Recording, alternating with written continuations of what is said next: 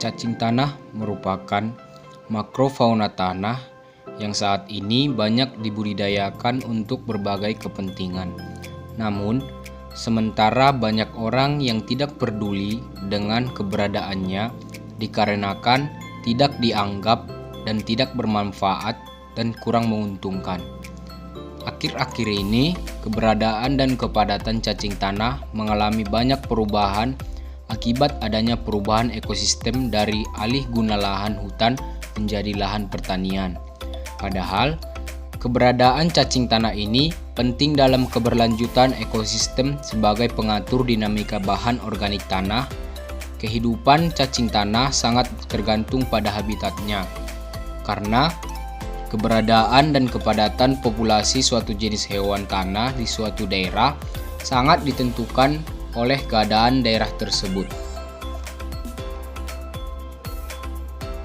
Peranan cacing tanah sebagai makrofauna tanah yaitu memainkan peran yang penting dalam ekosistem yang berhubungan dengan siklus hara dan aliran energi, karena organisme ini merupakan melakukan cara dengan proses pelapukan bahan organik dan akhirnya memberikan kontribusi pada faktor kesehatan tanah.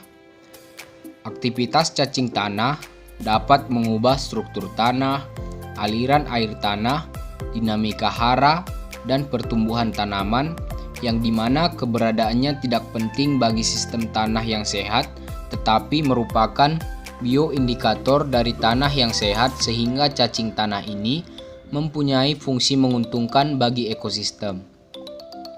Aktivitas cacing tanah yang hidup di dalam tanah dapat berupa aktivitas makan, pembuatan cache atau casting, dan aktivitas pembuatan liang atau burrowing. Cacing tanah memakan sisa-sisa makanan atau seresah setelah terlebih dulu dilunakkan oleh mikroorganisme dan membentuk miden atau gumuk cache. Adapun potensi dan peran cacing tanah, yaitu potensi dan peran cacing tanah sangat bermanfaat terhadap kesuburan tanah, yaitu untuk manfaat biologi, berperan dalam mengubah bahan organik menjadi humus. Hal ini juga dilakukan melalui aktivitas cacing tanah, yaitu dengan membawa bahan organik ke bagian bawah tanah. Di dalam liang cacing tanah, menghancurkan seresah dan mencernanya, kemudian mencampurnya dengan tanah, lalu kemudian terbentuklah kas yang mengandung 40% humus. Kemudian dari aspek kimia bahan organik mati dicerna oleh cacing tanah bersama partikel tanah dan selanjutnya disekresikan dalam bentuk cache disimpan di permukaan tanah. Secara alami, cacing mencari makan di permukaan tanah. Selebihnya, cahaya dapat memaksa cacing bersembunyi sehingga konsumsi makan turun.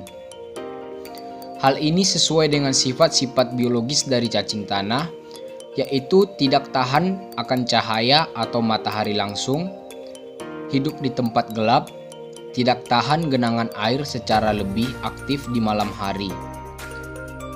Cacing tanah mendaur ulang bahan organik dengan cara memakan bahan tanaman dan hewan-hewan yang sudah mati, kotoran hewan dan organisme tanah yang lain.